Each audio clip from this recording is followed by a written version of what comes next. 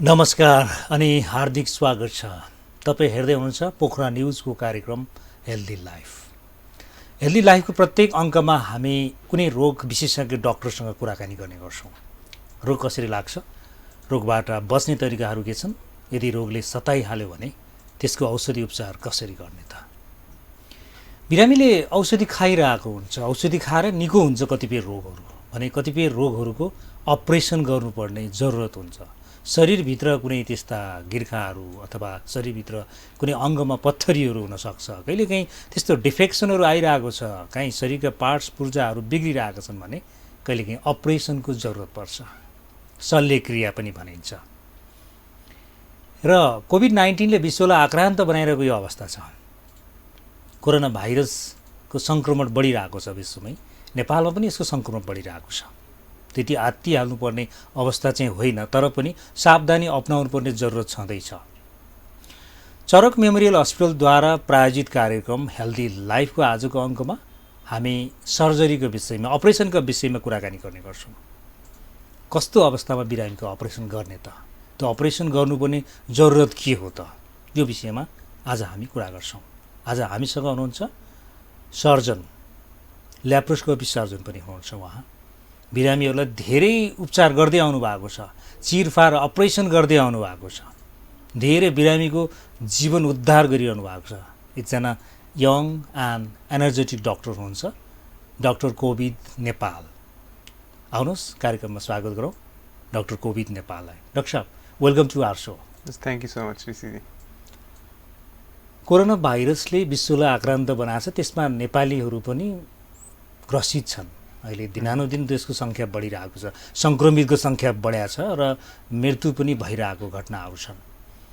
यहाँले मेडिकल क्षेत्रमा यति लामो समय काम गरिरहनु भएको छ, यसरी हेर्दा अहिले नेपालमा पनि यो रोग आइरहेको छ, यो नयाँ हो, एउटा विश्व परिवेशमै यो नयाँ एक्सपिरिमेन्स भइरहेको छ सबैलाई। यसरी हेर्दाखेरि यो कोभिड-19को अन्त्यको लागि के जाडो मौसमै लाग्नु पर्ला अथवा कहिलेसम्म कोभिडको चाहिँ यो प्रिभाइलेन्स, यो एउटा नेपालमा कहिलेसम्म यो विद्यमान हुनसक्छ अथवा यसको चाहिँ न्यूनीकरण कहिले होला जस्तो लाग्छ यहाँलाई आफ्नो स्टडी अथवा यो काम गर्ने दौरानमा के देख्नुहुन्छ? हजुर, त्यो चाहिँ हेर्नुहोस्, म चाहिँ सर्जन परेँ। अब मेरो डाइरेक्टली फिल्डको विषय नभए पनि हजुर जुन पहिलाको एक्सपिरियन्सेसहरू, अब यस्तोमा नयाँ रोग देखिँदाखेरि कसैले पनि प्रिडिक्ट भनेर यत्तिकै यही टाइममा सकिन्छ भनेर कसैले पनि अहिले भन्न सक्ने अवस्था चाहिँ छैन। अब तर यो चाहिँ कस्तो छ भने जुन एउटा कोर्स अफ डिजिजको कोर्स, जुन रोगको एउटा आफ्नो कोर्स हुन्छ, त्यसले चाहिँ आफ्नो कसरी लिन्छ भनेर पनि अहिले नयाँ रोग भएको कारणले गर्दाखेरि एक्ज्याक्टली प्रिडिक्ट गर्न, अब जाडो नै कुन जाडो पछि पनि बन्द हुन्छ कि हुँदैन अझै पनि कसैले भन्न सक्ने पुरै त्यो चाहिँ होइन। अब तर यो चाहिँ हामीले अझै पनि इन्टरनेसनल जसरी अब यस्तोमा चाहिँ हाम्रो मेडिसिनमा के हुन्छ भनेदेखि पहिलादेखिको एक्सपिरियन्सेसहरूबाट पहिलाको त्यस्तै सिमिलर रोगहरू कतिसम्म लामो समयसम्म बसेका थिए त्यही अनुसारै हामीले प्रिडिक्ट गर्नुपर्ने हुन्छ। अब यो चाहिँ अब म इमिडिएटली अब त्यही भाइरोलोजिस्ट र फिजिसियन नहुँदाखेरि मैले सिधै यसलाई प्रिडिक्ट गर्न म आफ्नो ओपिनियन जस्तो केही अवेरनेसका कुराहरू हुन्छन्, हामी सतर्क रहने विषयमा सोसियल डिस्टेन्सका कुराहरू छन्, सेनिटाइजर प्रयोगका कुराहरू छन्, मास्कका कुराहरू छन्, यसले केही न केही हदसम्म कन्ट्रोल गरिरहेको छ। मान्छेहरू आजकल चाहिँ बजारमा खुलेआम हिँडिरहेको छ। जति बेला कोरोना थिएन त्यो बेला डराइरहेको थियो, अहिले जति बेला कोरोनाको सङ्क्रमित सङ्ख्या बढिरहेको छ खुलेआम हिँडेको छ, ओपनली हिँडिरहेको छ, केही हुँदैन कोरोनाले केही गर्दैन भने पनि छ एक खाले, भने एक खाले मान्छेहरू चाहिँ अझै पनि डरेर आएको, मान्छेले भेट्दा पनि एक खालको चाहिँ डिस्टेन्स मेन्टेन गरिरहेको, एकअर्कामा भेटघाटै कम भइरहेको छ। यसलाई हेर्दाखेरि हामीले अझै एउटा मेडिकल्ली के सजेस्ट गर्न सक्छौँ आम मान्छेहरूको लागि? हजुर, यसमा चाहिँ सतर्कता नै हो, किनभने अब लाग्दाखेरि पनि हुन्छ, अब स्टडीहरू त्यही अनुसार आएको छ, सबैलाई नै ग्रसित बनाएर गर्ने होइन।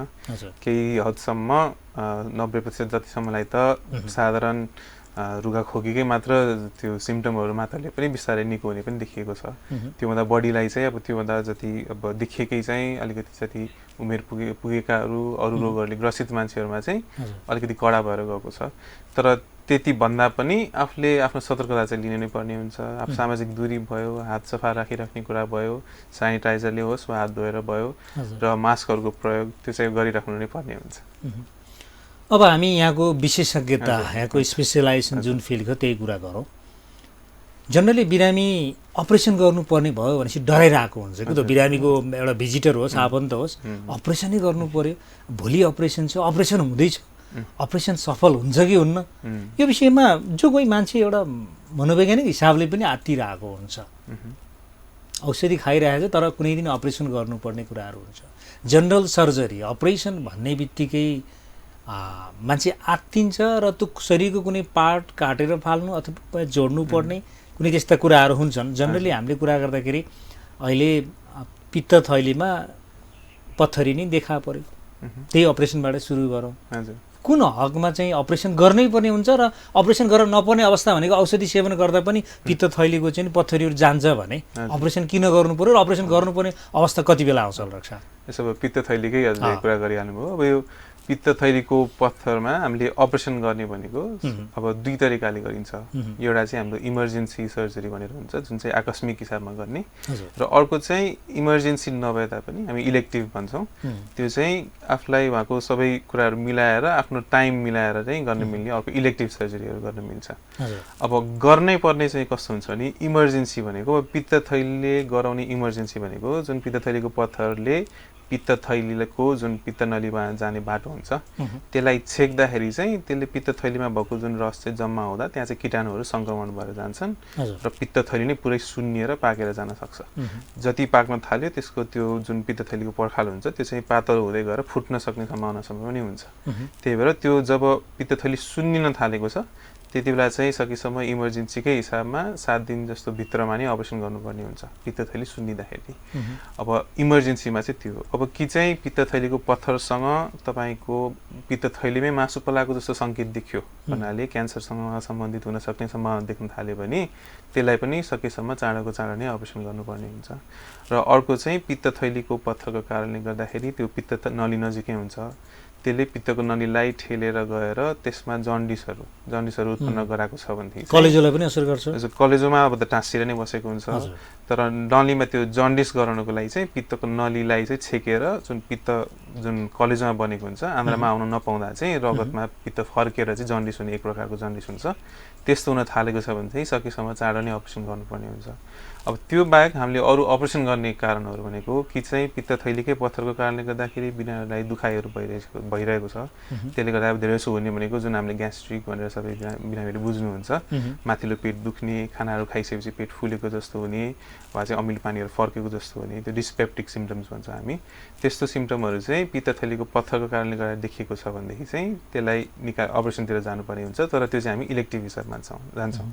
अब नदुख्दाखेरि हामीले निकाल्नुपर्ने कारण चाहिँ के भनेदेखि पित्त थैलीमा जुन पत्थर बन्छ त्यो जति ठुलो भयो त्यो अब पित्त थैलीको लागि ठुलो भन्नाले 2 सेन्टिमिटरभन्दा बढी पिउन थालेको छ भनेदेखि त्यो क्रमशः जुन पित्त पेटमा बसिरहन्छ त्यसले चाहिँ पित्त थैलीको भित्री पत्रलाई चाहिँ गिज्याइरहेको जस्तो हुन्छ र वर्षौँ दशकौँसम्म बसिसकेको छ भने चाहिँ अलिअलि जिस्काउँदा अलिअलि त्यो क्यान्सरमै पनि परिणत हुन सक्ने सम्भावना रहन्छ।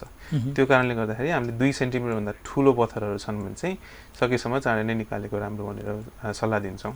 र अर्को भनेको एकदमै सानो मसिनो पत्थरलाई जुन बनिरहेको हुन्छ धेरै छ यो बालुवा जस्तो बनेको छ भने चाहिँ त्यतिसम्मको लागि चाहिँ हामीले औषधिमा पनि हेर्न सक्छौँ, तर त्योभन्दा बढी ठुलो भएको छ दुखाइहरू भइरहेको छ भनेदेखि चाहिँ अपरेसनतिर गएको राम्रो हुन्छ।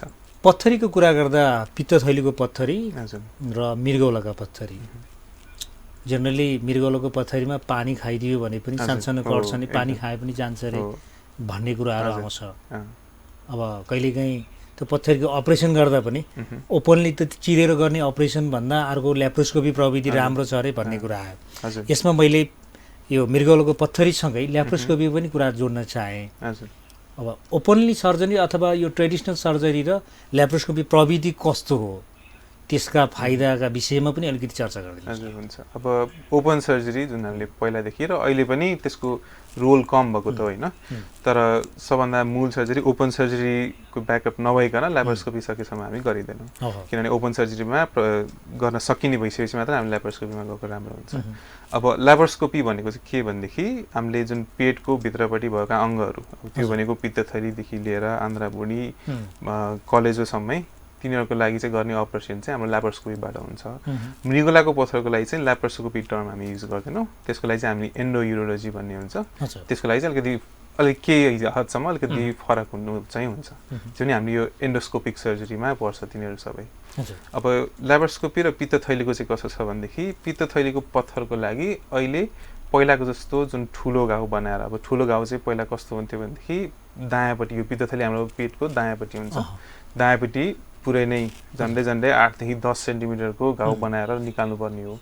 अब यसमा यो दुइटै ओपन सर्जरी जुन चिरेर गर्ने र ल्याप्रोस्कोपी सर्जरीमा भित्रपट्टि गरेर जुन हामीले अङ्गलाई जुन निकाल्दैछौँ पत्थरको लागि जुन उपचार छ, त्यो भित्रपट्टि गर्ने काममा खासै फरक होइन। गर्नुपर्ने हामीले पित्तथैलीको पत्थरको लागि पित्तथैली नै निकाल्ने हो, तर फरक चाहिँ के भने कति ठुलो घाउ हुन्छ त्यसमा। आम मान्छेले बुझ्ने भाषामा ल्याप्रोस्कोपी सर्जरी भनेको प्वाल पारेर, एकदम सानो प्वाल पारेर भित्र औजारहरू छिराउने हो। हजुर। ओपन सर्जरी भनेको त्यसलाई चिर्ने, काट्ने। हजुर। अब यो सानो प्वाल पारेर भित्र छिराएर औजारहरूले काम गर्न सक्छ त फेरि? हजुर, यो चाहिँ हामीले कसरी गर्छौँ भने ल्याप्रोस्कोपीमा चाहिँ हामीले सबभन्दा पहिला मूलतः नाइटोमा चाहिँ हामीले सबभन्दा ठुलो घाउ बनाउँछौँ, त्यसले चाहिँ 1 देखि 1.5 सेन्टिमिटरसम्मको घाउ हुन्छ। त्यहाँबाट हामी भित्रपट्टि चाहिँ हाम्रो जुन हामीले कमनली थाहा पाउने कार्बन मोनोक्साइड एउटा ग्यास चाहिँ भित्र पेटमा पठाएर तलपट्टिको अङ्गहरू र जुन हाम्रो पेटको पत्र हुन्छ, मासुको पत्रहरू हुन्छ, तिनीहरूलाई चाहिँ अलिकति खाली ठाउँ बनाउँछौँ कि त्यो चाहिँ हामीले ग्यास छिराएर हुन्छ, कार्बन डाइअक्साइड युज गर्छौँ हामी त्यसको लागि। त्यो जब खाली ठाउँ बन्छ त्यसमा चाहिँ हामीले अरू सानो ठाउँमा अरू सानो घाउहरू बनाएर जुन औजारभित्र छिरिन्छ त्यो चाहिँ हामी पहिलाबाट दूरबीन लगेर भित्र हेर्छौँ। भित्र हेरिसकेपछि दूरबीन चाहिँ हाम्रो त क्यामेरामा भित्रपट्टिको जुन जे देखिन्छ त्यो चाहिँ हाम्रो मोनिटरमा देखेको हुन्छ, टिभीमा देखिन्छ, र त्यसैको आधारमा हामीले अरू जुन औजारहरू भित्रपट्टि छिराइसकेर त्यो औजारको माध्यमबाट चाहिँ त्यो अङ्गलाई चाहिँ निकाल्ने हाम्रो प्रक्रिया सुरु हुन्छ। घाउ सानो हुन्छ त्यसले गर्दा यसको निको हुने दर अथवा निको हुने टाइमिङ चाहिँ नै अलिकति छिटो हुन्छ, त्यो अर्थमा बिरामीलाई सजिलो हुन्छ। हजुर, एकदम। यो चाहिँ कस्तो छ भने जति ठुलो घाउ भयो त्यति नै तपाईँको मासु काट्नुपर्ने धेरै हुन्छ। जति धेरै मासु काटेको छ मांसपेशीमा हुने चोटहरू बढी भयो, नसाहरूमा बढी चोट हुन्छ। अब त्यो हुँदाखेरि कस्तो छ भने अपरेसन पछि बिरामीलाई घाउको दुखाइहरू हुने, घाउहरू पाक्न सक्ने सम्भावनाहरू हुने चाहिँ ठुलो चिर्दाखेरि बढी हुन्छ। अब जति सानो घाउ भयो, घाउसँग सम्बन्धित जुन समस्याहरू हुन्छन् त्यो भनेको घाउ पाक्ने, दुखाइहरू हुने, त्यो चाहिँ ल्याप्रोस्कोपी जुन सानो पाल बनाएर गर्दाखेरि चाहिँ सबै दुखाइहरू पनि कम हुने, घाउ पाक्न सक्ने सम्भावनाहरू पनि कम हुँदै जान्छ। अब त्यो हुने बित्तिकै तपाईँको अपरेसन गरेको कति मान्छेहरूलाई त त्यही दिन नै पनि हामीले डिस्चार्ज पनि गर्न सकिन्छ वा भोलिपल्ट पनि डिस्चार्ज गर्न सकिन्छ ल्याप्रोस्कोपी गर्दा। चिरेको मान्छेलाई दुखाइहरू भइराख्ने भएको भएर कमसेकम 5 देखि 7 दिनसम्म पनि राख्नुपर्ने हुनसक्छ। अब जनरल टाइपको अपरेसन र ल्याप्रोस्कोपी अपरेसन यो बिचमा चाहिँ नै बिरामीलाई सजिलो पनि भयो, अलिकति मोडर्न टाइपको चाहिँ नि उपचार पद्धति पनि भयो, यो अर्थले चिकित्सकहरूलाई पनि त्यहाँ अपरेसन गर्दाखेरि सर्जरी गर्दाखेरि अलिक सजिलो पनि होला। साथसाथै प्राइजका दृष्टिकोणले होइन, बिरामीले तिर्नुपर्ने फीका दृष्टिकोणले चाहिँ नि त्यो नर्मल खालको सर्जरी भन्दा ल्याप्रोस्कोपी सर्जरी चाहिँ अलिकति महँगो पर्न आउँछ कि यसको रेटको विषयमा रेट ठ्याक्कै यही भन्नुपर्ने अवस्था होइन, तर कम्पेरिटिभली तुलनात्मक हिसाबले चाहिँ नै अलिकति महँगो पर्छ कि नर्मलै हो, त्यो विषयमा आम मान्छेहरूले जान्न चाह्यो भने के भन्नु सक्छ? अब यो चाहिँ कस्तो छ नि, किनभने अघि हामीले भन्यौँ नि, किनभने यसमा तपाईँलाई क्यामेरा छुट्टै चाहिने हुन्छ, भनेपछि औजारहरू छुट्टै चाहिन्छन्। यो चाहिँ अरू हामीले चिरेर गर्ने अपरेसनभन्दा केही हदसम्म फरक र अलिकति मोडर्न सामानहरू चाहिने हुन्छ। त्यो सामानको युजसँग भएको कारणले गर्दाखेरि चाहिँ केही हदसम्म चिरेको भन्दा अलिकति महँगो चाहिँ रहन्छ। तर त्यो कुरा चाहिँ कस्तो छ भने जति दिन तपाईँको अस्पताल भर्ना हुने रकमहरू छ त्यो चाहिँ तपाईँको घटेर जाँदैछ कि किनभने जब तपाईँको साधारणतया पित्तथैलीकै भयो हामीले त्यही कुरा गर्दैथ्यौँ पित्तथैलीकै अपरेसन गरेर गर्दाखेरिको तपाईँको आज अपरेसन पित्तथैलीको त्यो ल्याप्रोस्कोपीबाट गर्नुभएको छ भने तपाईँको भोलि वा पर्सिपल्टमा नै डिस्चार्ज गर्न सकिन्छ भनेपछि चिरेर गर्दाखेरि तपाईँको कमसेकम 7 दिनसम्म अस्पतालमै बसिराख्नु हस्पिटल स्टे चाहिँ छोटो भनेपछि हस्पिटल स्टे जति छोटो भयो तपाईँको हस्पिटलमा बसेको खर्च चाहिँ त्यही अनुसार कम हुँदै जान्छ तर त्यो हिसाबमा चाहिँ ब्यालेन्स भएर जान्छ जस्तो मेरो ओपिनियन छ र त्यो संसारभरि पनि त्यही पनि देखिएको छ कस्ट चाहिँ अपरेसन गर्नेकोमा चाहिँ केही हदसम्म बढी हुन्छ तर ओभरअल गर्दाखेरि खासै त्यसले फरक पर्दैन बिरामीको फाइदा चाहिँ बढी हुन्छ यस्तो निको हुने दर अथवा त्यो घाउको रिकभरी क्वालिटी हुन्छ नि अब ट्रेडिसनल मेथडबाट पुरानो तरिकाबाट ओपन सर्जरी गरेको चाहिँ त्यति राम्रो नहुने ल्याप्रोस्कोपी गरेको चाहिँ अझ राम्रो हुने त्यो हुन्छ कि त्यो एउटा ट्रिटमेन्टको क्वालिटी अथवा भित्र चाहिँ एउटा चाहिँ फाइनल निको हुने अथवा उसको एउटा क्वालिटी अफ लाइफमा चाहिँ एउटै खालको दर हुन्छ कि फरक हुन्छ त्यसमा अलिकति फरक पर्छ त्यो चाहिँ फेरि साइजमै फरक पर्ने जति ठुलो घाउ भयो तपाईँको चाहिँ कस्तो हुन्छ नि अब एउटा इमिडिएटली त हुने होइन तर अपरेसन गरेको केही समय पछि हुने एउटा समस्या भनेको चाहिँ जुन त्यो हामीले त चिरेर गर्दाखेरि चाहिँ त्यही जुन मासुको पत्रहरू हामीले काटेको हुन्छौँ त्यसलाई टाँका लगाएर बन्द गरेको हुन्छ अब ठुलो घाउहरूमा चाहिँ जति त्यो टाँकाहरू लगाएको छ यो चाहिँ हाम्रो पहिला जतिको मासुको जति बलियोपन हुन्छ नि मासुमा जुन बल हुन्छ त्यो चाहिँ 3 महिनासम्म चाहिँ त्यतिसम्म पुग्न सकेको हुँदैन र त्यो समयमा पेटमा धेरै प्रेसरहरू पर्यो वा चाहिँ बिरामीहरूको डायबिटिजहरू अरू समस्याहरू छ भनेदेखि चाहिँ त्यो जति राम्ररी निको नहुँदाखेरि चाहिँ खुकुलो भएर हर्नियाहरू हुन सक्ने सम्भावना रहन्छ अब त्यो जति सानो घाउ भयो त्यो समस्या फेरि पनि कम हुन्छ तर त्यसले गर्दाखेरि त्यो ठुलो वा सानो घाउमा निको हुने क्रममा चाहिँ भित्री प्रविधिमा त्यो जुन जिउको आफ्नै बनावटबाट जुन बन्द हुने छ त्यसमा चाहिँ खासै फरक पर्दैन घाउको मात्रै क्वालिटी हो ठुलो सानो भएको कारणले गर्दा समस्या चाहिँ कम हुन्छ तर भित्र हिल हुने कुरामा चाहिँ खासै फरक चाहिँ होइन किनभने नेचुरली जुन हिलिङ प्रोसेस हुन्छ त्यो चाहिँ सिमिलरै हुन्छ तर ठुलो भएको कारणले गर्दाखेरि अरू समस्या आउन सक्ने सम्भावना बढी हुन्छ वे फरक मात्रै हो हजुर तर त्यसको रिजल्ट चाहिँ एउटै रिजल्ट एकदम अब पछिल्लो समय धेरै मान्छेले ल्याप्रोस्कोपी तरिकाबाट चाहिँ अपरेसन गर्ने भन्ने एउटा माहौल बनिरहेको हुन्छ अब मान्छेले सुरुवातमा त बुझिरहेको हुँदैन तर डाक्टरले बुझाउँदाखेरि ल्याप्रोस्कोपी भनेको यो खालको यो क्वालिटीको घाउ सानो हुन्छ हस्पिटल धेरै बस्नु पर्दै यो बिरामीसँग डिल गर्दाखेरि भन्दा पनि बिरामीलाई बुझाउँदाखेरि अपरेसन गर्नुभन्दा अगाडि चाहिँ बिरामी र बिरामीको आफन्तलाई त्यो बारेमा प्रकाश पार्दाखेरि यस्तो यस्तो हुन्छ भने यहाँहरूले बुझाएर मात्रै गर्नुहुन्छ होला नत्र बिरामीलाई आयो अब ल्याप्रोस्कोपी गर्ने कि एउटा चाहिँ ओपन सर्जरी गर्ने त्यो खालको चाहिँ डक्टरले सेल्फ डिसिजन गर्ने होइन होला त्यसमा के हुन्छ त्यो काउन्सिलिङमा कतिको चाहिँ सहजता हुन्छ यहाँहरूलाई हजुर यो चाहिँ अब हामीले यसमै कुरा गर्दाखेरि पित्तथैलीको लागि चाहिँ संसारभरि नै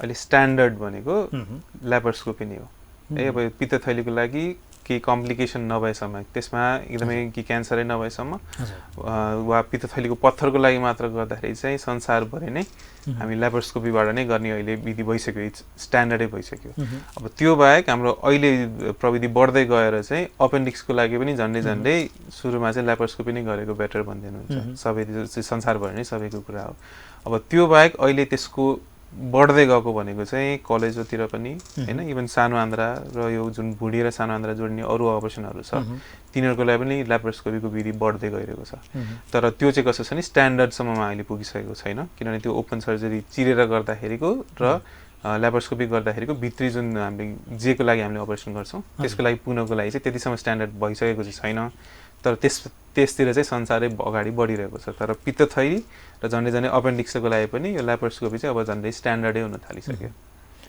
एउटा जनरल सर्जनको क्षेत्रभित्र उसको दायराभित्र चाहिँ नै कति प्रकारको अपरेसनहरू प्रकार भन्दा पनि कुन शरीरभित्रको कुन अङ्गको अपरेसन गर्दा चाहिँ नै त्यो जनरल सर्जनले गर्ने अब टाउको न्युरो सर्जनले भइहाल्यो महिलाहरूको प्रसुति सम्बन्धी पाठेघर सम्बन्धी त्यो चाहिँ नै गाइनोकोलोजिस्टले गर्ने कुराहरू भइहाल्यो तपाईहरुले गर्ने अपरेसनको क्षेत्र चाहिँ कुन पार्ट्स हो जब हामी चाहिँ अब जेनरल सर्जन ल्याप्रोस्कोपिक सर्जन पनि परे तर अहिले चाहिँ हाम्रो जति स्पेशलाइजेसन बढ्दै गयो हाम्रो चाहिँ त्यो दायरा अलिअलि घट्दै गइरहेको छ अब अहिले हामीले युजुअली धेरै जसो गर्ने भनेको पेट सम्बन्धी जुन आन्द्रा भुँडीदेखि लिएर अर्को चाहिँ कलेजोको पित्तको नलीको र पाचन ग्रन्थीसम्महरू पनि र त्यो बाहेक साधारण अरू सर्जरीहरू भनेको चाहिँ हर्नियाहरू र अन्डकोशको जुन समस्याहरू हुन्छ हाइड्रोसिलहरू हैन त्यो बाहेक अझ अरू गर्ने भनेको चाहिँ स्तन स्त्री रोग केटी मान्छेहरूमा चाहिँ स्तनको सम्बन्धी सर्जरीहरू पनि हामी जेनरल सर्जरी नै गर्छौँ त्यो बाहेक अब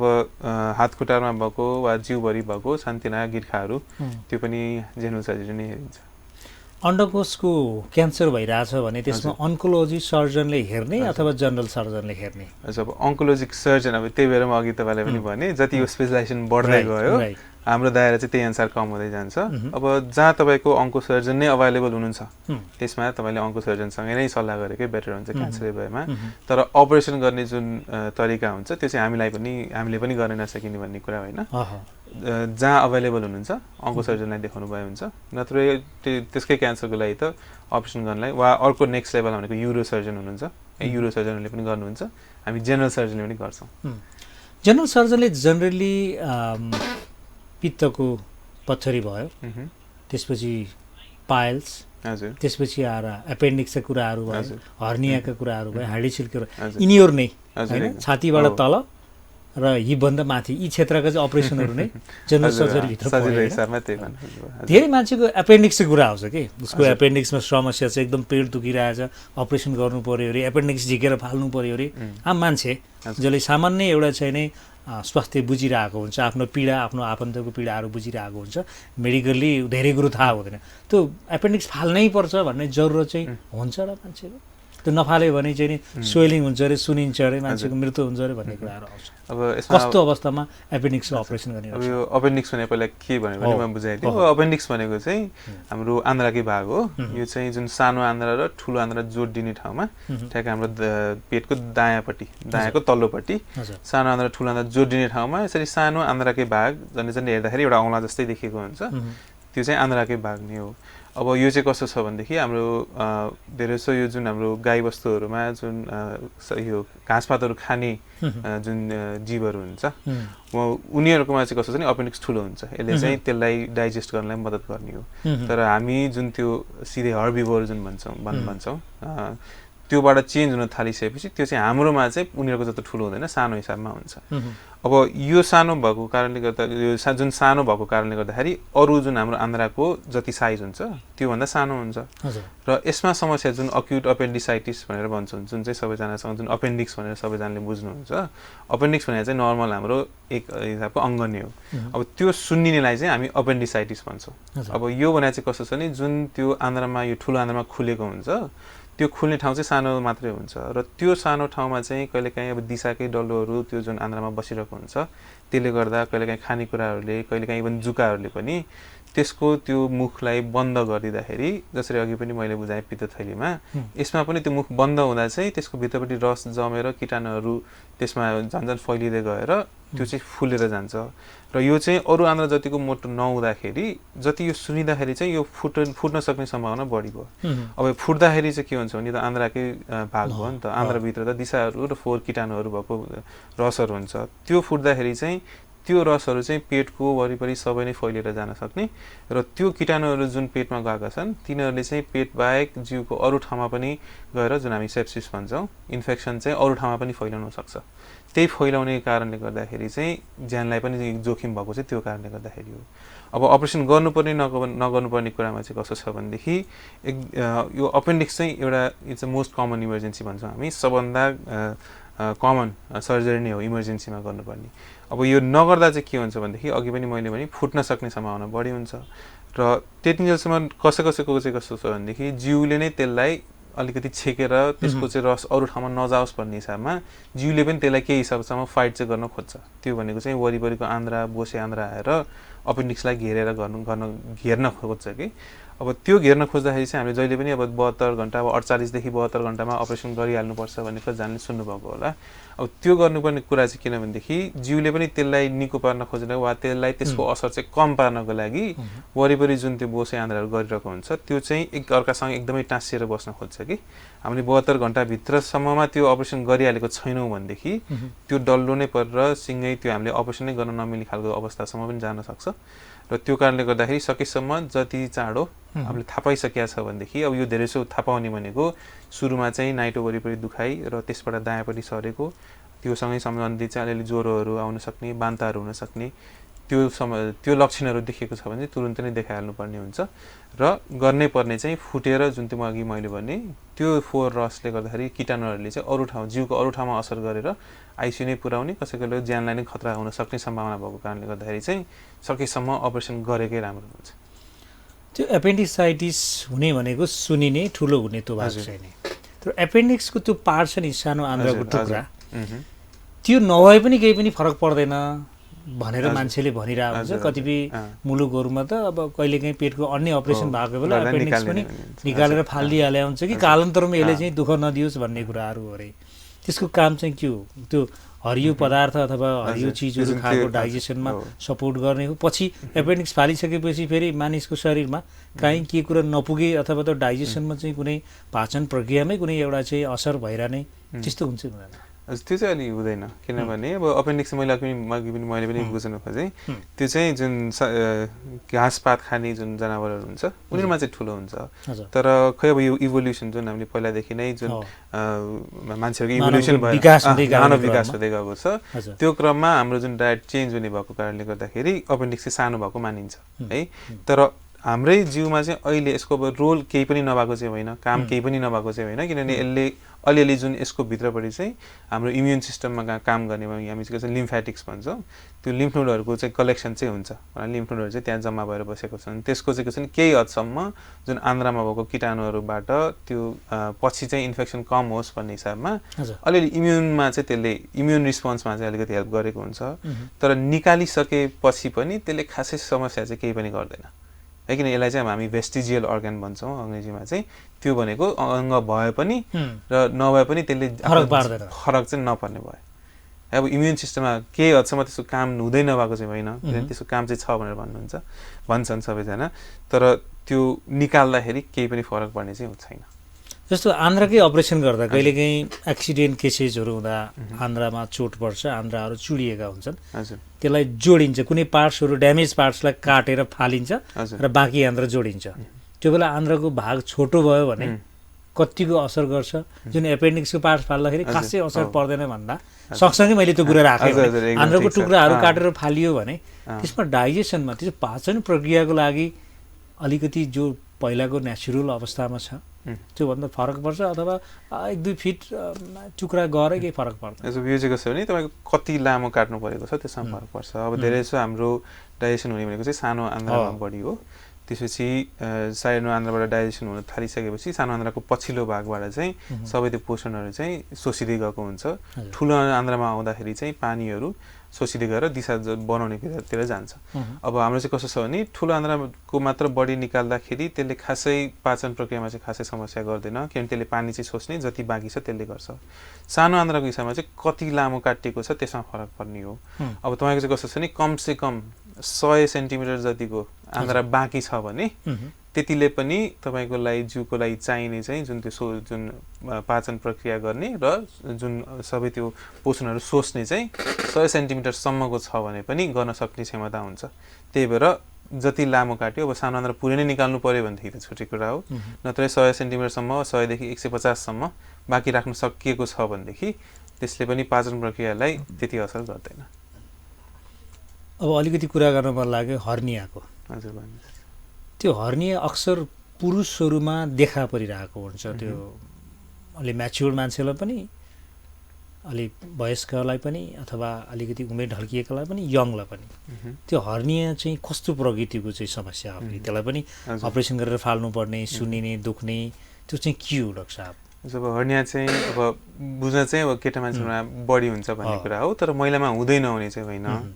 अब यो हर्निया चाहिँ कस्तो छ भने धेरै ठाउँमा हर्निया चाहिँ हुन सक्छन्। हामीले बढी हर्निया साधारणतया बुझ्ने भनेको चाहिँ जुन काचतिर हुँदाखेरि जुन खुट्टा र हाम्रो जिउ जोडिने ठाउँतिर चाहिँ बढी देखिनलाई चाहिँ बढी हर्निया भनेर हामीले बुझिरहेको हुन्छौँ। अब केटा मान्छेमा चाहिँ केटी मान्छेमा भन्दा अलिकति बढी चाहिँ देखिन्छ, तर केटी मान्छेमा हुँदै नहुने चाहिँ होइन। अब यो चाहिँ कस्तो छ भने बच्चादेखि बुढो सबैमा देखिने कुरा हो।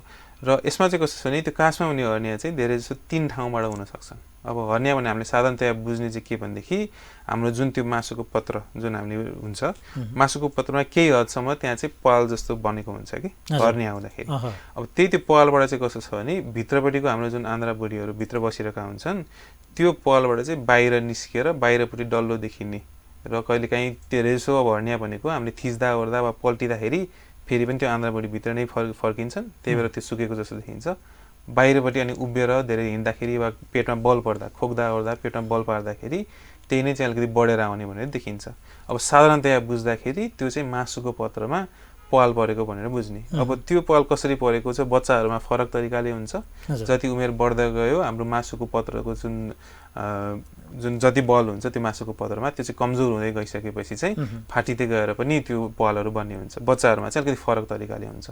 अब बच्चामा हुने भनेको चाहिँ जुन अब हाम्रो अन्डकोश चाहिँ खास हामी बच्चा जो विकास हुँदाखेरि चाहिँ पेट आमाको पेटमा हुँदाखेरि विकास हुँदा चाहिँ अन्डकोश पेटमा हुन्छ कि पेटभित्र हुन्छ र ठ्याक्क जन्मिने बेलामा चाहिँ त्यो चाहिँ बिस्तारै काँचकै बाटो एउटा बाटोबाट चाहिँ तल झरेको हुन्छ।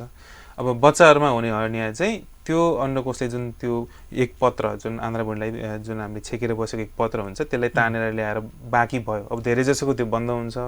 बच्चाहरूमा चाहिँ कसैको बन्द नहुँदाखेरि चाहिँ बच्चाहरूमा देखिने हर्निया चाहिँ त्यही बाटोबाट चाहिँ आन्द्राहरू निस्किँदाखेरि हुन्छ। तर बुढो मान्छेहरूमा हुने भनेको चाहिँ मासुको पत्र कम भएर जुन मासुको पत्र फाटेर त्यसबाट चाहिँ त्यो आन्द्राहरू भुँडीहरू निस्केको हुन्छ।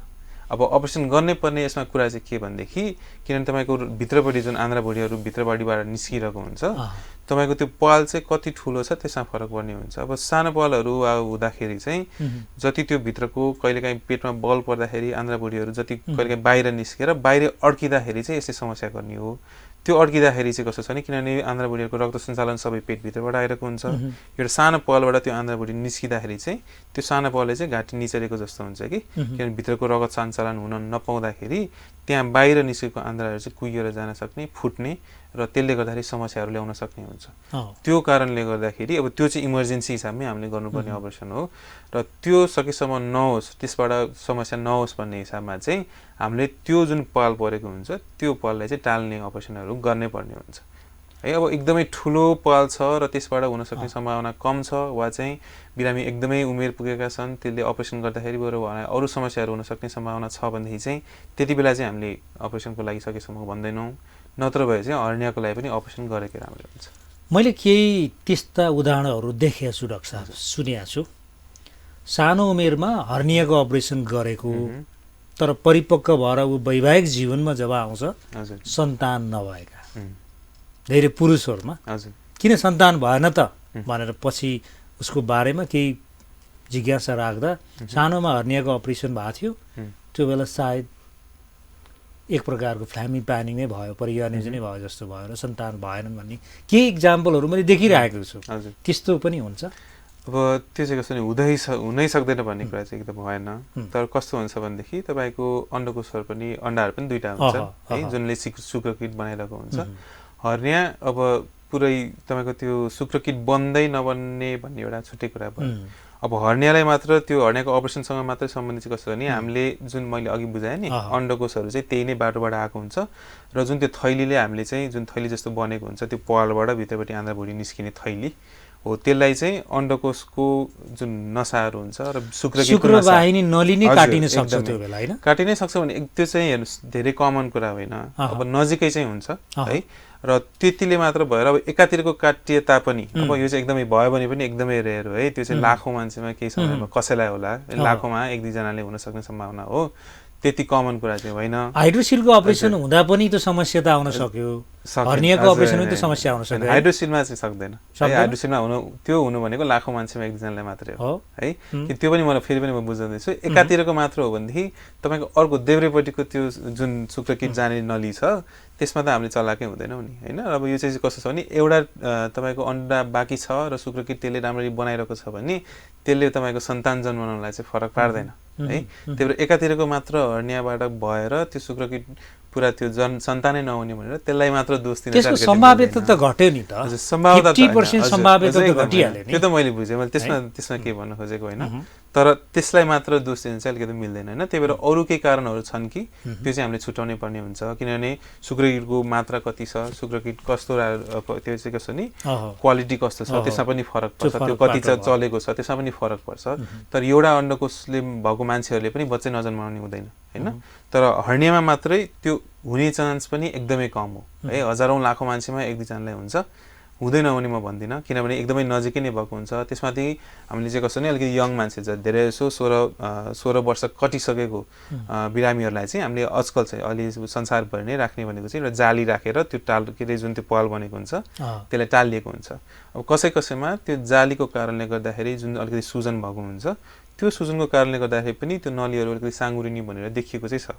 तर त्यो चाहिँ कस्तो छ नि, हजारौँ मान्छेमा केहीलाई मात्र भन्ने हो, सबैलाई हुन्छ भन्ने होइन। दर्शकबिन, यहाँले हेर्दै हुनुहुन्छ कार्यक्रम हेल्दी लाइफ, चरक मेमोरियल हस्पिटलद्वारा प्रायोजित कार्यक्रम हो र हर्नियाका विषयमा आज हामी कुराकानी गरिरहेका छौँ। त्यसै गरी पत्थरीको अपरेसनको विषयमा सामान्य अपरेसन कस्तो हो र ल्याप्रोस्कोपी अपरेसन के हो, यो विषय पनि आज हामी परिचर्चा गरिरहेका छौँ। मसँग हुनुहुन्छ डाक्टर कोभिड नेपाल हुनुहुन्छ। आज यावत विषयमा कुरा गरेका छौँ। डाक्टर साहबले निकै सरल भाषामा, एकदमै बुझ्ने भाषामा, कम्प्लिट नेपाली, पूर्ण नेपालीमा चाहिँ धेरै कुराहरू गरिदिइरहनु भएको छ। यहाँहरू पनि कार्यक्रम हेर्दै हुनुहुन्छ र केही कुराहरू नलेज गर्दै हुनुहुन्छ, ज्ञान दिँदै हुनुहुन्छ। डाक्टर साहब, जस्तो अब हामीले धेरै कुरा गऱ्यौँ अपरेसनका ती भित्री कुराहरू, अब ती प्राविधिक कुराहरू, कुन मेसिन प्रयोग गर्नुहुन्छ, कस्तो कैँची प्रयोग गर्नुहुन्छ, त्यो प्राविधिक पक्षमा जानु हुँदैन। आम मान्छेले त्यो बुझ्नु पनि जरुरत छैन, त्यो आवश्यक पनि छैन। जनरली अपरेसन किन गर्नु पर्यो, कसरी चाहिँ निको हुन्छ र निको हुने दरका विषयमादेखि लिएर त्यसका सावधानीका विषयमा हामी कुरा गरिरहेका छौँ। एउटा परिपक्व सर्जन जब कैँची चक्कु लिएर अपरेसन थिएटरमा छिर्छ हैन, एउटा अपरेसन रुममा छिर्छ, टन्न धेरै आफ्ना सहयोगीहरू हुनुहुन्छ, त्यहाँ नर्सहरू हुनुहुन्छ, अरू प्यारामेडिक्स हुनुहुन्छ, आफ्नो कलेज डक्टरहरू पनि हुनुहुन्छ। त्यो टिमले नै काम गर्दाखेरि तपाईँलाई कहिलेकाहीँ हतोत्साहित हुने, अप्ठ्यारो हुने, बहुत गाह्रो छ, यो अपरेसन अलिकति क्रिटिकल छ, यो गम्भीर प्रकृतिको समस्या हो, यसलाई चाहिँ नै हल गर्न अलिक गाह्रो हुन्छ, त्यस्तो जिन्दगीमा धेरै आइरहेको छ कि प्र्याक्टिकली काम गर्दै जाँदा व्यवहारिक रूपबाट त चाहिँ एउटा नर्मल भइरहेछ, एउटा म्युजिककै तालमा राम्रो गीत सङ्गीत लगाएर आनन्दले चाहिँ अपरेसन गर्न चाहिँ तपाईँलाई एउटा used to, it is very common and normal त्यस्तो फिल हुन्छ कि कहिलेकाहीँ हतोत्साहित, गाह्रो कस्तो हुन्छ, एउटा चाहिँ एउटा मनोविज्ञानका हिसाबले हेर्दा अथवा त्यसको प्रयोगात्मक दृष्टिकोणले हेर्दा कस्तो हुन्छ? यो चाहिँ अब सर्जरी जुन शल्यक्रिया भनेकै अलिकति जटिल नै, जुन हामीले मेडिकल फिल्डमा चाहिँ अलिकति जटिल नै फिल्ड हो यो। र कस्तो छ भनेदेखि धेरै जसो किन हामीले हेर्नुहोस्, हामीले मान्छेको ज्यानलाई नै आफूले नै चक्कु नै लिएर काटेरै भित्रपट्टि उहाँलाई जे समस्या छ त्यसलाई निर्मूल गर्ने हिसाबमा हामी गइरहेको हुन्छौँ। अब त्यो गर्दाखेरि कस्तो छ भनेदेखि समस्याहरू आउन सक्ने ठाउँहरू धेरै हुन्छन् है। त्यही भएर अब तपाईँले भने जस्तै त्यो चाहिँ अपरेसनको जटिलतामा अलिकति फरक पर्छ। अब कतिको ठुलो अपरेसन भइरहेको हो त्यसमा चाहिँ, किनभने हाम्रो कामभित्र गर्नेमा त कति कुरामा चाहिँ अब आफ्नो रुटिन नै भइसकेको हुन्छ, त्यसमा आफूले रुटिनमा अब हामीले चाहिँ कस्तो नि सर्जरीमा धेरै जस्तो हामीले आफ्नो स्टेप्सहरू लिएर गर्छौँ, एकपछि अर्को यसपछि एउटा गर्ने, त्यो हाम्रो स्टेप्स नै अनुसारै हामीले काम गरिरहेको हुन्छौँ र होल टिम नै त्यही अनुसारैमा ट्रेन भएको हुन्छ। अब अपरेसन भने यस्तो कुरा हो कि हामीले कहिलेकाहीँ धेरै जस्तो त होइन, तर कहिलेकाहीँ आफूले एक्सपेक्ट गरेको भन्दा, आफूले सोचेको जुन त्यही बिरामीको बारेमा हामीले जुन अपरेसनभन्दा अगाडि नै उहाँहरूको जुन सबै जाँचहरू गरिएको हुन्छ, भिडियो एक्सरे हेरेको हुन्छ, पऱ्यो भने सिटी स्क्यानहरू हेरेको हुन्छ, त्यो अनुसारको हामीले जुन एक हिसाबको प्लान लिएर गएका हुन्छौँ नि, त्यो चाहिँ अब भित्र जाँदाखेरि त्योभन्दा फरकहरू हुनसक्ने सम्भावनाहरू पनि रहन्छन्। अब त्यो हुँदाखेरि चाहिँ अब हाम्रो ट्रेनिङमा पनि फरक पर्ने भयो। हामीले त्यसमा देखिएको छ भनेदेखि अब हामीले त्यसकै लागि नै ट्रेन गरेको हुन्छौँ नि, होइन र त्यही भएर त्यस्तो हतोत्साहित हुने अवस्थाहरू त आउँछन्, हेर्नु अपरेसनमा नआउने कुरा होइन, तर त्यही अनुसार एज अ टिम वर्क नै हामीले गरिसकेपछि बिस्तारै बिस्तारै सानो गल्तीबाट हजुर लापरवाही भन्ने शब्द पब्लिकली बोल्छ होइन। हजुर हजुर अब मेडिकली त लापरवाही गर्नु न, यहाँहरूले गर्ने कुरै हुँदैन। एउटा मानवताका दृष्टिकोणले आफ्नो एउटा चाहिँ इथिक्स, आफ्नो एउटा धर्म, त्यसले पनि लापरवाही हुन्न। तर कहिलेकाहीँ सानो इरर, सानो गल्तीका कारणले कसैको जिन्दगी गइरहेको हुन्छ, त्यो बेला चाहिँ कतिको आत्मग्लानि हुन्छ। यहाँले त गर्नु भएन, हामीले यहाँले त्यो गल्ती गर्नु भन्दा खोजिरहेको कि आम त्यो सर्जरीको एउटा चाहिँ विभागले यहाँभन्दा सिनियर धेरै आफूले पढ्दाखेरि सिक्नुभयो, धेरै चाहिँ नि अग्रजहरूसँग धेरै कुराहरू लिनुभयो, त्यो टिममा पनि काम गर्नुभयो। हिजोको दिनमा एउटा जुनियर डक्टरको हिसाबले सिक्नुभयो भने अहिले एउटा चाहिँ सिनियर डक्टरको हिसाबले काम गर्नुहुन्छ। त्यो कहिलेकाहीँ एउटा सानो गल्तीबाट कसैको जिन्दगी गयो भन्ने विषयमा चाहिँ नि मेडिकली डक्टरहरू कतिको प्रायश्चित हुन्छन् अथवा त्यो आत्मालाई कसरी चाहिँ उनीहरूले व्यवस्थापन गर्छन्? अब सबभन्दा पहिला त लापरवाहीकै कुरा गरौँ। अब हेर्नुहोस्, कसैले पनि चाहेर कसैलाई नराम्रो गर्न खोज्ने होइन, कुनै पनि डक्टरले चाहेर आफ्नो बिरामीलाई नराम्रो होस् भन्ने सोचिँदैन। अब यो चाहिँ कति कुरामा चाहिँ कस्तो छ भनेदेखि हामीले जुन अब धेरै सब म शल्यक्रियामै भएको भएर शल्यक्रियाकै कुरा गरौँ। अब कति कुराहरू चाहिँ रोगसँग सम्बन्धित र बिरामीकै शारीरिक अवस्था, उहाँको मुटुको समस्याहरू, छातीको समस्याहरू वा चाहिँ अरू सम्बन्धित रोगहरू जे छ, सुगर होस् वा प्रेसर होस्, अरू हामीले अपरेसन गर्दाखेरि चाहिँ सबै नै कुरा ख्याल राखेर गर्नुपर्ने हुन्छ। अब यस्तोमा चाहिँ कस्तो छ भने समस्याहरू आउन सक्ने भनेको अपरेसनसँग सम्बन्धित कुरामा समस्याहरू आउन सक्छन् एक। अर्को चाहिँ अपरेसन, अब पेटको अपरेसन भइरहेको बेलामा समस्याहरू आउने भनेको मुटुको, छातीकोहरू पनि अरू समस्याहरू, किनभने सुरुमै ज्यान जान सक्ने भनेको मुटु र छातीको समस्याहरू जाँदाखेरि। अब शल्यक्रियामै तुरुन्तै ज्यान जाने भनेको कि चाहिँ ठुलो नै रगतको नसाहरूबाट रगतहरू धेरै बग्यो र त्यसलाई हामीले रोक्न सकेनौँ भनेदेखि त्यसबाट हुने हो। नत्र चाहिँ कि चाहिँ अपरेसन पछि त्यस रोग अनुसार र मान्छेको त्यो शारीरिक अवस्था अनुसार उहाँहरूले अपरेसनलाई, किन अपरेसन पनि ठुलै कुरा, मुटु रोगीहरूलाई चाहिँ अपरेसन गर्न डक्टरहरू डराइरहेको हुन्छ, यसको कार्डियक प्रब्लम छ, मुटुमा समस्या छ, अपरेसन गर्दा गर्दै मुटुले काम गर्न छोडिदियो भने सकिन्छ भनेर। तपाईँ मुटुको पेसेन्ट हो भने लेट्स सी पछि गरौँला, अथवा पेसेन्ट पार्टीलाई यहाँले कन्भिन्स गर्न थाल्नुहुन्छ। अब यो चाहिँ अब एक हिसाबले अपरेसन भनेको फाइदा बेफाइदा हेरेर गर्ने हो। अपरेसन गरेर जुन बिरामीलाई त्यत्रो चिरेर केही समस्या केही हल गर्न खोजिएको छ भनेदेखि अपरेसनबाट बिरामीलाई फाइदा हुनु पर्यो। अब अपरेसन गर्दाखेरि बिरामीलाई मुटुको कारणले गर्दाखेरि ज्यान नै जान सक्ने सम्भावना बढी छ र भने अपरेसनको त फाइदा भनेर धेरै भएन नि। त्यस्तोमा चाहिँ कस्तो भने हामीले त्यो रिस्क चाहिँ हामी अलिकति कहिलेकाहीँ चाहिँ लिन सकिन्न। अब इमर्जेन्सीहरूमा त हामीले गर्ने पर्ने हुन्छ, किनभने अपरेसन नगरिकन ज्यान यतिकै नै जाने अवस्था छ भनेदेखि त हामीले अपरेसनमा जाने पर्ने हुन्छ। त्यही भएर मैले अघि पनि भने इलेक्टिभ र इमर्जेन्सी केसेसमा अलिकति फरक पर्छ। इलेक्टिभ केसेस भनेको चाहिँ जुन चाहिँ तुरुन्तै आकस्मिक हिसाबमा गर्नुपर्ने छैन भनेदेखि चाहिँ सकेसम्म मुटुमा समस्या छ र अपरेसन गरेर उहाँलाई पेट त्यो उहाँको जुन मूल अपरेसन गर्नुपर्ने समस्या हल त्यति नभइकन झन् मुटुको समस्याहरू बढ्ने भन्ने त्यस्तो क्रम देखिएको छ भनेदेखि चाहिँ सकेसम्म अपरेसन चाहिँ हामीले केही समय उहाँको मुटुको त्यो सुधार नभएसम्म केही समय थाती राख्न चाहिँ मिल्छ। त्यही भएर हामीले मुटुको समस्यालाई चाहिँ सकेसम्म एउटा इक्जाम्पल के राख्न खोजे भने ल्याप्रोस्कोपी प्रविधिबाट गर्दाखेरि कहिलेकाहीँ त्यो हर्नियाकै अपरेसन राखौँ, त्यसको ल्याप्रोस्कोपी प्रविधिबाट गर्दाखेरि कहिलेकाहीँ अपरेसन सुरु गर्ने बेला एकैचोटि चाहिँ मुटुको धड्कनै स्टप भइदिने, त्यो ल्याप्रोस्कोपीको त्यो CO2 को चाहिँ इफेक्ट केही समथिङ होला, त्यो एकैचोटि मुटुको धड्कनै स्टप भइदिने र एउटा चाहिँ नि आर्टिफिसियल एउटा चाहिँ नि पम्पिङ गरेर मान्छेको होइन मुटुलाई चलायमान बनाउन पर्ने हुन्छ। मान्छे झन्डै एक प्रकारले एक्सपायर हुन्छ। त्यसले गर्दा कहिलेकाहीँ ल्याप्रोस्कोपी प्रविधि पनि अलिकति रिक्सी हो कि त्यो मुटुको पेसेन्टलाई, सम्भावित मुटुको पेसेन्टलाई सानो एउटा इसिजीमा अलिकति मात्रै खराब छ, मुटु खासै बिग्रेको होइन, तर ल्याप्रोस्कोपीमा त्यो खालको चाहिँ टेक्निकली गल्ती भएको अथवा टेक्निकली त्यो समस्या आएकोले अपरेसन पनि क्यान्सल गर्नुपर्ने जरुरत नै हुन्छ कहिलेकाहीँ। कहिलेकाहीँ हुनसक्छ, तर एकदमै रेयर हो, लाखौँमा केही 2-3 जनालाई मात्र हुनसक्छ। त्यो बेला चाहिँ ओपन सर्जरी गरेर नि पछि चाहिँ बिरामीको निको भएको अवस्थाहरू छ एकदम हो। यो चाहिँ किनभने जुन हामीले अघि पनि हामीले अलिअलि कुरा भयो, हामीले जुन हामीले ग्यास भित्र पेटमा फुलाउने गर्छौँ, त्यो फुलाउँदाखेरि सुरुमा चाहिँ मुटुको चालहरू घट्न सक्ने, किनभने जुन पेटमा हुने कहिलेकाहीँ जुन हामीले भेगस नर्भ भन्छौँ, जुन त्यो नसाहरूको तर्फबाट त्यो 81 फुल्दा ओर्दा चाहिँ मुटुको चालहरू घट्ने चाहिँ कतिकोमा देखिन्छ भने, र कतिजनाको चाहिँ मुटु नै बन्द हुन सक्ने सम्भावना पनि रहन्छ। तर त्यो पनि कस्तो छ भने एकदमै रेयर हो, धेरै कमन कुरा चाहिँ होइन यो। तर त्यसको लागि पनि हाम्रो होल टिम नै अब हेर्नुहोस्, अब हामी त अब तल्लो पेटतिर गरिरहेको हुन्छौँ, यो चाहिँ हाम्रो एनेस्थेसिया डिपार्टमेन्टबाट बढी हेरिरहेको हुनुहुन्छ र तर त्यसको लागि पनि टिम चाहिँ प्रिपेयर्ड चाहिँ हुन्छ होइन। अब त्यो सबैलाई हुन्छ भन्ने कुरा चाहिँ होइन, तर प्रिपेयर्ड चाहिँ त्यति बेला पनि हुन्छ। अब हेर्नु भविष्यमा हुने कुराहरू सबै हाम्रो हातमा हुँदैनन्। अब त्यस्तो कुरामा चाहिँ कस्तो भने हामीले एक्सपेक्ट चाहिँ गरिरहेको हुन्छौँ, टिम चाहिँ प्रिपेयर्ड हुन्छ, तर हुन सक्ने सम्भावना हेर्नुहोस्, कहिले गर्नुपर्ने त हुन्छ हेर्नुहोस्। भगवानलाई पनि विश्वास गरेर उपरवालेकै भर भन्यो अनि सुरु गर्यो होइन अपरेसन। एनिवे डाक्टर साहब, जस्तो चरक मेमोरी हस्पिटलमा यी अहिले हामी जति कुरा गरिरहेको छौँ यो खालको सुविधा चाहिँ यहाँले दिएर अपरेसन गरिरहनु भएको छ है? हजुर एकदम। अब अहिले चाहिँ कोभिडको बेला यहाँले अपरेसन गर्दाखेरि ऱ्यान्डमली नै अपरेसन अब गरिदिउँ भन्ने भएको छ कि PCR टेस्ट गराइरहनु भएको छ? हजुर, अब अहिले चाहिँ कस्तो नि हाम्रै हस्पिटलले नै कोरोनाकै बिरामीहरू पनि अलि लिइराख्नु भएको छ। अब यो चाहिँ PCR टेस्टको बारेमा चाहिँ के छ भनेदेखि पहिला सुरुमा चाहिँ झन् इलेक्टिभ जुन अघि पनि हामीले कुरा गऱ्यौँ नि, कोरोना जुन सुरुमा आयो, सुरुमा आउँदाखेरि चाहिँ इलेक्टिभ केसेसहरू नै सबै नै बन्दै गर्ने, किनभने कोरोनाको बारेमा खासै सबैलाई त्यो जानकारी नहुँदाखेरि भर्खर सुरुमा हुँदाखेरि चाहिँ सबै नै इलेक्टिभ केसेसहरू नै संसारभर नै झन् बन्द नै गर्न खोज्नु भएको थियो, इमर्जेन्सी हिसाबमा मात्रै गएको थियो।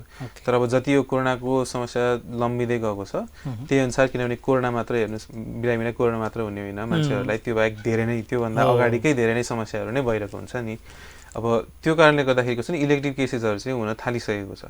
अब हामीले यो पिसिआरको टेस्टमा चाहिँ कस्तो छ भने हामीले इमर्जेन्सी परेको बेलामा चाहिँ हामीले, किनभने इमर्जेन्सीमा चाहिँ हामीले घन्टौँभित्र नै अपरेसन गरिहाल्नुपर्ने हुन्छ, त्यस्तोमा चाहिँ हामीले अहिले पिसिआर गरिरहेको छैनौँ। तर कस्तो छ भने यो पिसिआर गर्नुपर्ने कारण के छ भनेदेखि एक त हामीले जुन पिसिआर गर्दाखेरि बिरामी अपरेसन गर्दाखेरि बिरामी अस्पतालमा कमसेकम अब अपरेसन अनुसार 5 देखि 7 दिनसम्म, साधारण अरू अपरेसनहरू गर्दाखेरि 1-2 हप्तासम्म त अस्पतालमै बसिरहनु भएको हुन्छ। एक त्यो हुँदा चाहिँ अर्को चाहिँ कस्तो छ भने जुन हामीले बेहोस पारेर गर्ने अपरेसनहरू हुन्छ त्यो हुँदाखेरि चाहिँ जुन हामीले कृत्रिम श्वास प्रश्वासको लागि चाहिँ बिरामीको के अरे सासको नलीमा चाहिँ पाइप लगाएको हुन्छ, त्यो हुँदाखेरि चाहिँ कस्तो छ भने बिरामीको खोकीहरूबाट र मुखबाट चाहिँ जुन त्यो कोरोना भाइरस जुन हाम्रो फोक्सोतिर र सासको नलीतिर बसिरहेको हुन्छ त्यहाँबाट चाहिँ त्यो थुकको थोपाहरू चाहिँ बाहिरतिर निस्किन सक्ने सम्भावना बढी हुन्छ। हामी चाहिँ ड्रपलेट बढी निस्किने चाहिँ बढी चान्सेसहरू हुन्छ। त्यो हुँदाखेरि जुन अपरेसन हाम्रो फेरि एउटा सानो कोठामा हुन्छ, सानो हुनाले लिमिटेड कोठामा हुन्छ, त्यो हुँदाखेरि चाहिँ कस्तो छ नि त्यहाँ टिममा त्यो अपरेसन गर्ने बेलामा भएको सबैजना नै टिम चाहिँ त्यहाँ एक्सपोज हुन सक्ने सम्भावना पनि बढी हुन्छ कि। अब त्यो कारणले गर्दाखेरि र त्यसपछि जुन हामीले अपरेसन पछि गरिसकेपछि राख्ने जुन पोस्ट अपको ठाउँहरूमा अरू बिरामी पनि हुनुहुन्छ, त्यही भएर त्यो एक्सपोजर चाहिँ नहोस् भन्ने हिसाबमा हामीले पिसिआर टेस्ट चाहिँ सकेसम्म हामीले इलेक्टिभ हिसाबमा जुन इमर्जेन्सी नभइकन अपरेसन गर्ने बिरामी चाहिँ सकेसम्म कोरोना नदेखिएको भए हामीले चाहिँ ढुक्कको हिसाबमा, ढुक्क भनेर हामीले सतर्कतामा कम होइन तर उहाँको चाहिँ अहिलेसम्म त्यो टेस्ट कम के अरे पोजिटिभ आएको छैन भन्ने हिसाबमा चाहिँ हामीले गर्ने हो होइन, त्यसमा चाहिँ सतर्कता अलिकति चाहिँ गर्ने हो। तर अर्को चाहिँ कस्तो छ भनेदेखि इमर्जेन्सी केसमा चाहिँ हामीले आफ्नो फुल प्रिपरेसनका साथै गर्छौँ।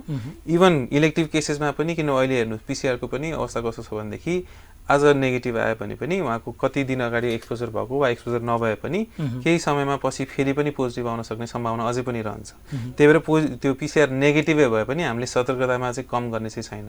त्यही भएर अहिले चाहिँ हामीले के गरेका छौँ भने मैले त्यसलाई फेरि छुट्याएँ। अब अहिले हामीले कस्तो छ भने इलेक्टिभ केसेसको लागि पनि सकेसम्म पिसिआर चाहिँ गर्छौँ र कति कुराहरूमा चाहिँ कस्तो नि छातीको एक्सरे सहित कतिको उहाँहरूको लक्षणहरू अझै पनि देखेको छ भनेदेखि चाहिँ छातीको पनि सिटी स्क्यानै गरेर पनि हामीले अपरेसनतिर जाँदैछौँ। अब इमर्जेन्सीमा चाहिँ हामीले सतर्कता त्यति नगरेर पनि हामी पहिला अपरेसनतिर जान्छौँ सतर्कताको साथ। इलेक्टिभ केसेसमा चाहिँ सकेसम्म पिसिआर गरेर वा चाहिँ त्यो छातीको एक्सरे र सिटी स्क्यानै गरेर पनि हामीले अपरेसनतिर जाँदैछौँ। डाक्टर साहब, हामी लगभग कार्यक्रमको अन्त्यमा छौँ, के भन्नुहुन्छ फाइनल्ली? सो अहिले भन्नुपर्ने चाहिँ सबभन्दा पहिला त तपाईँलाई धन्यवाद, मलाई यहाँ आएर आफ्नो पोखरा न्युजको च्यानलको तपाईँको यो प्रोग्राम थ्रु बोल्न दिनुभयो, त्यसको लागि म पहिला धन्यवाद दिँदैछु। अर्को चाहिँ हामीले यहाँ प्रोग्राम हेरिरहनु भएको सबै दर्शकवृन्दलाई चाहिँ अहिले चाहिँ अब कोरोनाको यस्तो महामारीको अवस्थामा सकेसम्म सतर्क भएर बस्नु होला भन्ने सुझाव दिन्छु र अपरेसन गरी अब सकेसम्म तपाईँहरू कसैलाई पनि अपरेसन चाहिँ गर्नु नपरोस्, तर गर्नु परेमा सल्लाहहरू लिनको लागि हामी छौँ। परेको सतर्कता साथ अपरेसनको लागि हामी त्यहाँ तयारी गर्न सकिन्छ। Thank you so much doctor साहब for your special time and well description. Thank you much more. हस्, थ्याङ्क यू। दर्शक, आज हामीले कुराकानी गऱ्यौँ जनरल सर्जन, शल्य चिकित्सक, अपरेसन गर्ने डाक्टर साहबसँग कुराकानी गऱ्यौँ के कति प्रकारका अपरेसनहरू कस्तो अवस्थामा गर्नुपर्छ र त्यसका सतर्कताहरू र गर्नुपर्ने जरुरतको विषयमा परिचर्चा गऱ्यौँ। अर्को अङ्कमा हामी कुनै फरक डक्टरसँग कुरा गर्छौँ, कुनै रोग विषयमा रहेर कुरा गर्छौँ। आफ्नो स्वास्थ्यको एकदमै केयर गर्नु होला, पानी बढी पिउनु होला र कोभिडको बेला छ, यो बेला तातो पानी अलिकति बढी पिउने गर्नुहोस्। तातो पिरो भन्दा पनि तातो पदार्थहरू, बिस्तारै जाडो पनि लाग्नु लागेको छ, तातो पदार्थहरू पिउने गर्नुहोस्। स्वास्थ्यको एकदमै केयर गर्नुहोस्, आफ्नो शरीरको रोगसँग लड्ने क्षमता बढाउनु होला। तरकारी फलफुलमा बढी प्राथमिकता दिनुहोस्। तपाईँ माछा मासुमा प्राथमिकता बढी दिनुहुन्छ, तर तरकारी फलफुललाई चाहिँ अलिकति धेरै मानिसले बिरामी भएको बेला मात्रै फलफुल खाइदिने, अरू बेला फलफुल खाने बानी चाहिँ नगरिरहेको पाइन्छ। आम समाजमा त्यो रिसर्च गऱ्यो भने धेरै त्यो कुराहरू पाइन्छ। त्यसैले तपाईँ फलफुल तरकारीलाई पनि अलिक विशेष प्राथमिकता खाने गर्नुहोस्, स्वास्थ्यको एकदमै केयर गर्नुहोस्। आजको अङ्कबाट म ऋषि खतिवडा पनि आज्ञा चाहन्छु। हेर्दै गर्नुहोस् पोखरा न्युज। नमस्कार।